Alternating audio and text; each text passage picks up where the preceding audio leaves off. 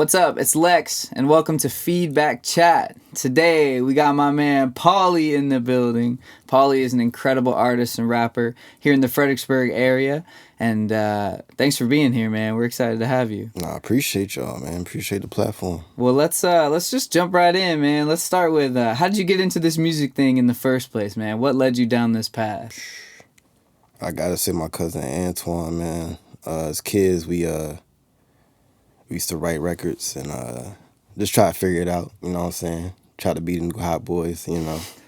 And then that was about when I was 7. I started writing then, and then started making beats from around like 13. You know what I'm saying? Messing with FL Studio. So that's my two starts. Just chasing it from the beginning, yeah? Yeah, for sure, That's man. awesome, man. Yeah. Hell yeah, I love that. Okay, so you said FL. Let's talk about production a little bit. So You're in FL Studio. I know you're making beats all the time. Are you making beats for all your records? Are you taking them from other people as well? Or are you pretty much like self-producing everything? Well, from the jump, it started with me just, you know, freestyling on beats, whatever, and then it got to the point where I wanted to not have to pay for beats and stuff. So yeah, heard that. Started producing my own stuff, and then, you know what I'm saying, meeting several people along the way, like Ja P, Eric Hardaway, people like that. And I started, you know what I'm saying, getting production from other folks. So it started off as just a solo process, and then I got into finding my tribe. Yeah. What's your process like for making beats? You said you're working in FL Studio, right? Which rocks for that. Day one, day one. Great. Since FL8. Yeah, that's awesome. Tell us a little bit about your process. Do you like to find melodies first? Are you doing drums first? Do you like using samples and things like Splice? Or are you kind of making things on your own from scratch? Definitely started with samples. I'm not really musically trained per se. So it definitely started with samples, and then I got into more VSTs and things like that. Loops for sure. I would get loops from like the homies or like, you know what I'm saying, even before Splice, touring chats and stuff like that. Getting beat packs and stuff. Getting Lex Luger packs, Southside packs, stuff like that. And then I got into figuring out midis, you know what I'm saying, playing with those and almost like sampling those, switching up the different chords and putting a different sound to it. So it really varies now, but it definitely started with samples.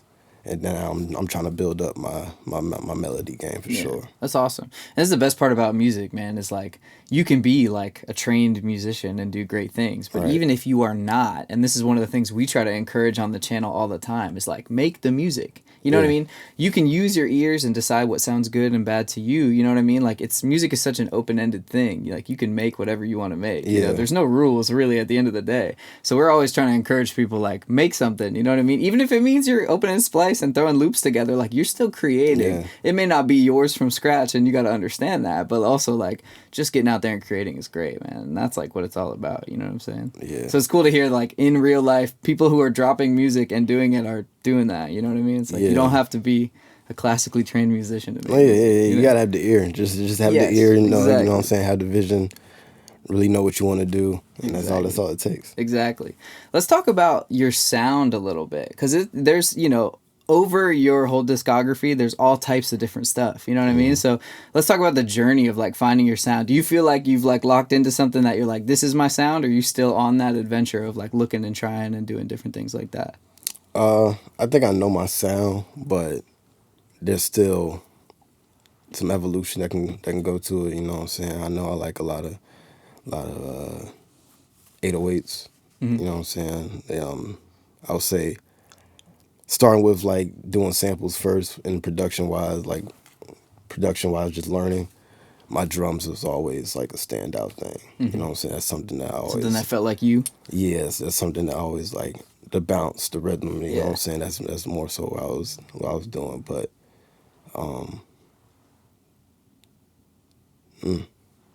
what was the question again? Just talking about like your sound in general, and this can be on the artist side too, production side, all of that. But just like, do you feel like you're still finding your sound and evolving, or do you feel like you've found something that you feel really, really good about that you're trying to like press forward with currently? Okay, I was leaning to the production side there. Yeah, that's cool. Yeah, but it's more so just the bounce altogether. Just like finding even in the melodies, you know what I'm saying. I like when I listen to music like runs and like runs in R&B, and then there's records where like it's very hypnotic, repetitive melody going. I like things like that. Something that just has a rhythm to it. So I always try to find a bouncing rhythm where it's the melody, the 808s, a sample. I always try to find a good pocket because I like to move. I like to dance. You know Yeah, what I'm saying? yeah. But You at want the- to be you know, fun. That's yeah, cool. yeah. But at the same time, I'm a lyricist as well. Yeah, You absolutely. know what I'm saying? I came up on Biggie, Jay-Z. You know what I'm saying? I studied Wayne. You know what I'm saying? Studied the big three, of course. Big Sean, Wale. Just all these people that really maintain the integrity of hip hop in the lyrics aspect, but I've also was very intrigued by what Lex Luger did and Southside, what they did with like Gucci and Future. And that was a different sound. You know what I'm saying? That's a different lifestyle altogether. And that's not something that I'm particularly in.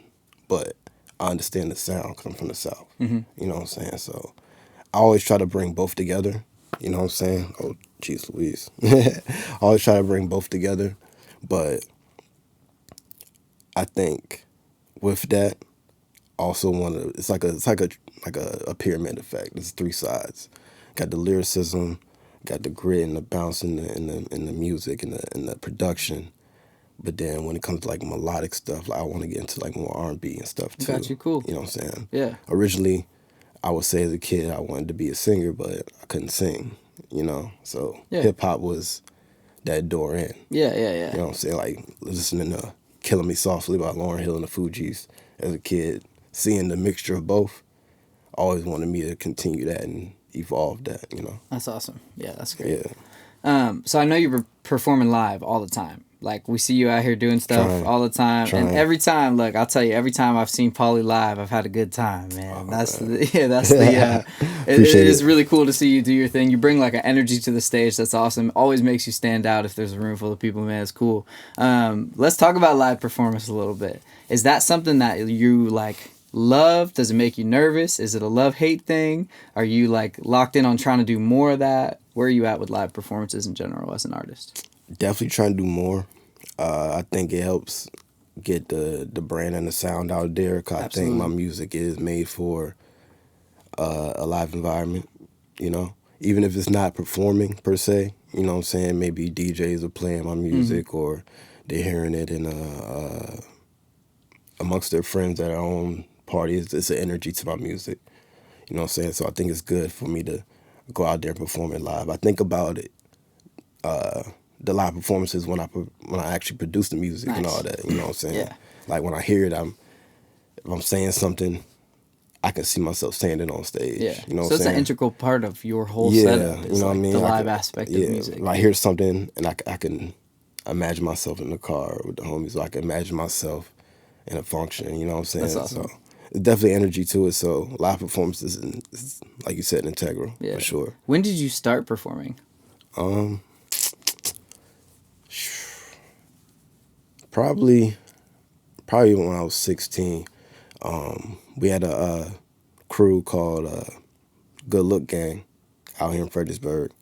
It was comprised of Ja P, Errol Hardaway, myself, Clips, Tyler Donovan,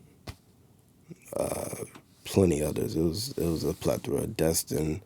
We had Wesley Rose as a photographer and videographer. You know, so I did my first video with him. And we had a basically almost like a residency at this place called Rubicon Cafe. It's in the Salem Fields area. And Ja P and Errol was on fire at the time. It was high school, you know what I'm saying? We was doing nice, clean music, but like the bars were there, the sound was there, and just them being on, you know what I'm saying, on fire, we were their openers essentially. So That's that was awesome. like, that's how I got on stage for real. And now I can And think that was a about it. reoccurring thing. So you were performing all the time. Yeah, it was a real, definitely from like junior year. But that might not even been the first time, actually. I actually was in a band with Ja P and a friend of ours, David Newsom, called Drive on Empty. And we did a talent show at Massaponax High School, at our high school. So that might have been the first time, actually, and then it went to that. But either way, that was definitely like junior year. going into senior year, and then, they moved on, and Aaron went to ODU, Tyler went to ODU, and we just kept the name going. Yeah, that's awesome. Yeah. Well, now that you've come through that journey of performing, from early on days to now, you feel a little bit more seasoned. If you were talking to somebody, say somebody's watching this right now, and they were like, I want to get into performance, you know what I mean? But I don't know how, and 2, I'm nervous about that. What would you tell that person? Be nervous, you know what I'm saying? Like, shoot, I get on the stage and tell the crowd I'm nervous every time, you know what I'm saying? You gotta let them know they nervous too. They don't know what they're finna get into. They not, you know what I'm saying, necessarily familiar with you, you know what I'm saying? So it's cool, you know what I'm saying, just use your nerves, you know what I'm saying?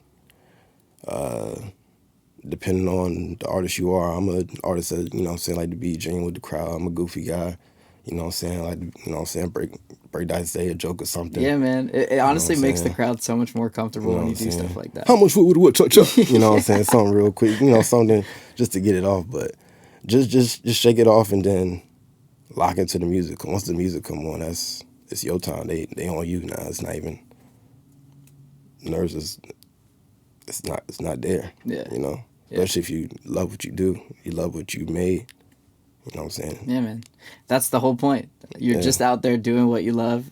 Something that you made, which is the whole point. You know what I mean? So that's cool. I know, like, when I would perform back in the day, I'd always tell myself, like, don't be nervous, don't be nervous. And that was way worse. It was better to just be nervous and say that. You know what I mean? Go out there and be like, man, what's up? Y'all ready to have some fun? Like, I'm nervous. I hope you're nervous. Let's play. You know what I mean? You know what I mean? And the best shows happen that way. Because people don't want it to be, like, disconnected. When you can just relate to somebody a little bit and make them feel comfortable, too. Right. You know what I mean? In that moment, like, it definitely changes the game, which is awesome. That's cool. Let's talk about just your time in the studio, things like that. So, like, are you doing any recording at home? Do you usually go to a studio? What's kind of like your process? Are you someone who demos things out before you go to the studio, or are you writing in the studio as well? Like, how does the studio work in your relationship with music? Definitely a bedroom warrior. Definitely started from the bedroom, and I think I put at least 8,000 of my 10 in a bedroom setting at home. You know what I'm saying? Not like a before college type of vibe, and just that setup.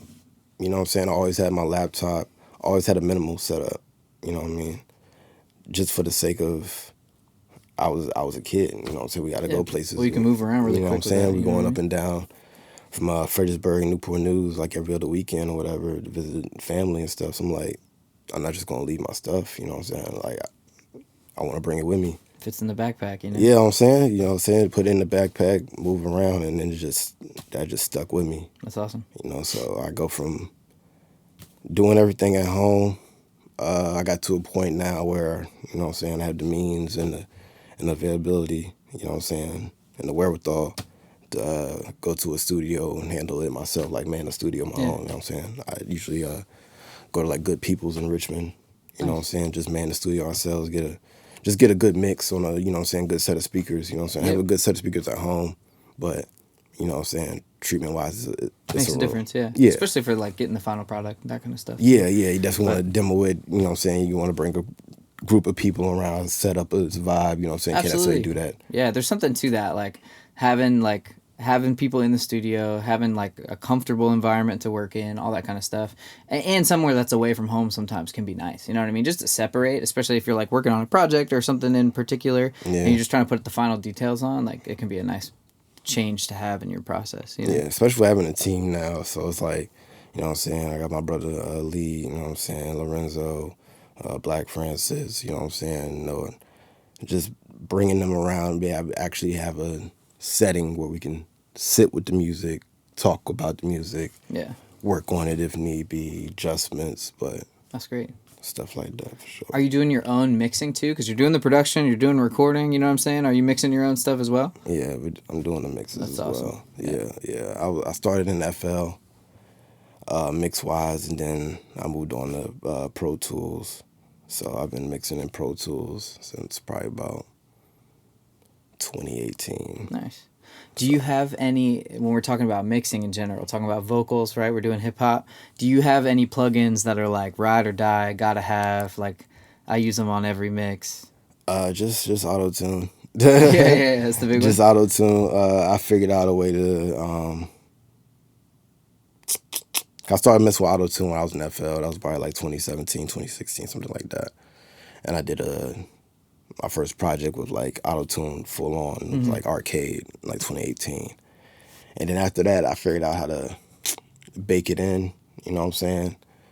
I figured out my own tone. I actually, you know what I'm saying, basically use it as an instrument. You know what I'm saying? Figured out how to use it, how I want to use it. Yeah.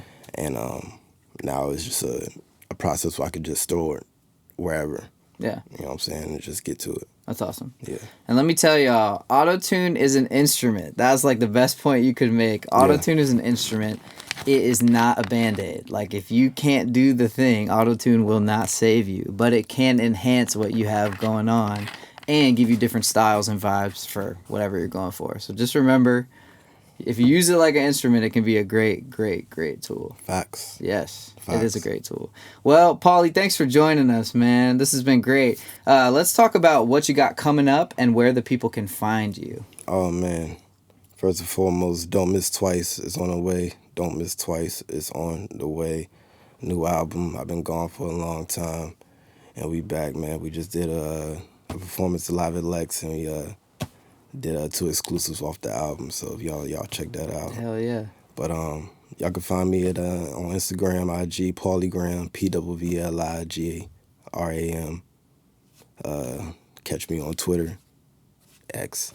Catch me on Twitter, PWVLI_, same thing on Twitch. You know what I'm saying? I be gaming, you know, so pop out on me. I'll pop out on y'all for sure. Hell yeah, man. Well, thanks so much for joining us.